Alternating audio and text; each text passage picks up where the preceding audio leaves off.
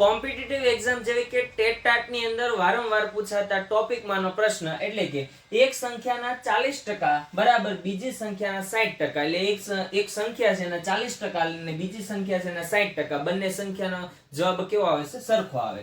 અને જો બંનેનો સરવાળો કરવામાં આવે ને તો કેટલો આવે? તો કે 250.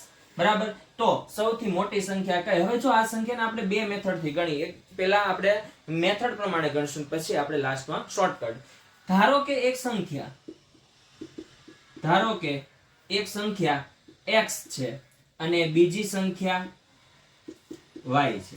હવે એક સંખ્યાના કેટલા છે? 40%. તો આપણે એમ કે x ઓફ 40% બરાબર બીજી સંખ્યા y ઓફ એના કેટલા? તો કે 60%.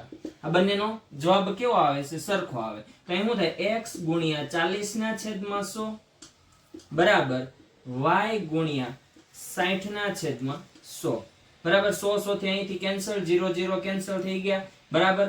હવે જો અહીંયા 2 દુ 4 અને 2 તેરીને 6 બરાબર. તો અહીંયા શું આવ્યો?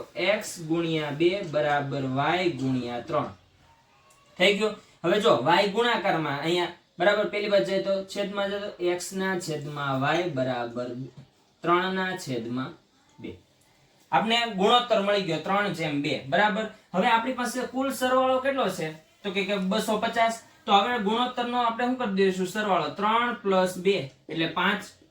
એટલે કુલ ભાગ કેટલા છે? 5. તો 250 ના 5 ભાગ કરો એટલે કેટલા આવે? તો કે 5 × 5 = 25 એટલે 50 આવ્યા બરાબર.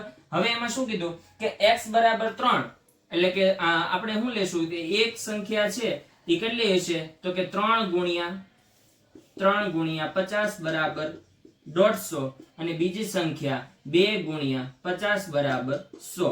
તો એક સંખ્યા 100 છે અને બીજી સંખ્યા કેટલી છે? 50. પણ હવે જો આપણે શોર્ટકટ પ્રમાણે જોઈએ ને તો ડાયરેક્ટ જ તેમ જોવાનું કે એક સંખ્યાના 40% અને બીજી સંખ્યાના 60%, બંનેનો સરવાળો કેટલો થાય? તો કે 250 થાય બરાબર. તો આપણે ડાયરેક્ટ જ તે 40 ના છેદમાં 60 0 0 કેન્સલ એટલે 2 ના છેદમાં 3 બરાબર. એટલે આપણે ગુણોત્તર શું મળ્યો? 2/3 મળે.